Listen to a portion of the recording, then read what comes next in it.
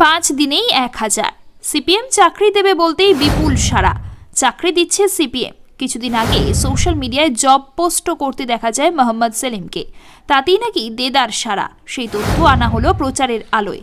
CPM এর দাবি, এই কদিনেই চাকরির জন্য 1000-এর বেশি আবেদন জমা পড়েছে তাদের। একই সঙ্গে ফের একবার মনে করিয়ে দেওয়া হয়েছে শুক্রবারের ডেডলাইনের কথা।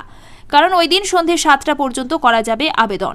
রাজনৈতিক বিশ্লেষক থেকে কন্টেন্ট রাইটার, গ্রাফিক্স ডিজাইনার থেকে ডিজিটাল মার্কেটিং এক্সিকিউটিভ, এমনকি পলিটিক্যাল ইন্টার্ন নিতে চেয়ে কয়েকদিন আগেই পোস্ট করা হয় বঙ্গ সিপিএম এর তরফে।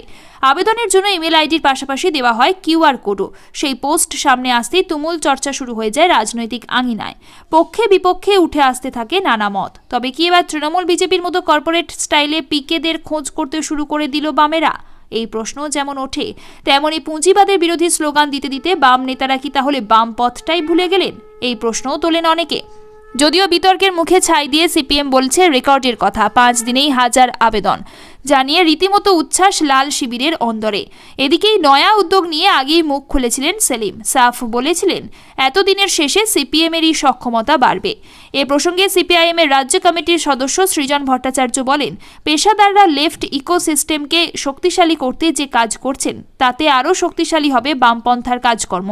তবে কোনোভাবেই ভাড়াটে প্রশান্ত কিশোরদের মতো নয়। এখানে পেশাদারিত্বের সঙ্গে বামপন্থাকে আমজনতার সঙ্গে তুলে ধরার কাজ চলছে।